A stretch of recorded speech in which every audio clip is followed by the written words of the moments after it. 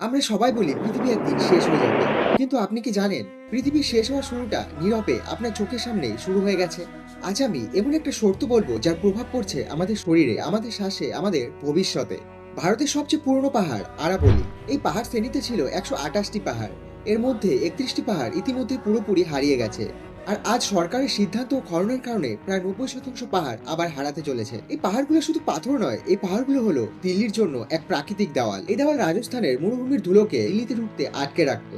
আজ যদি আরাবলি না থাকে তাহলে সেই ধুলো সোজা দিল্লির বাতাসে মিশে যাবে। দিল্লির বাতাস আগে থেকে বিষাক্ত এবং এর ফলে আরো বেশি মারাত্মক বিষাক্ত হয়ে পড়বে। আর এর ফলে শ্বাসকষ্ট, ইনফেকশন আর ফুসফুসের গুরুতর রোগ সৃষ্টি হবে।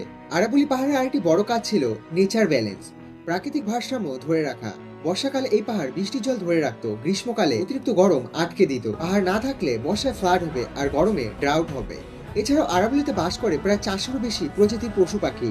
পাহাড় হারালে তারা হবে হোমলেস, আবার আর জল ছাড়া ধীরে ধীরে তাদের মৃত্যু ঘটবে। এই পৃথিবী আমরা বানাইনি, বানিয়েছেন ঈশ্বর। তাহলে ধ্বংস করার অধিকার আমাদের কে দিল? কর্মফল বলে আজ যে কষ্ট আমরা দিচ্ছি সেই কষ্টই কাল আমাদের ওই ফিরে আসবে। তাই এই সত্যটা গুরুত্বপূর্ণ মনে হলে ভিডিওটি লাইক করুন, চ্যানেলটি সাবস্ক্রাইব করুন আর যত সম্ভব পারুন ভিডিওটিকে শেয়ার করুন।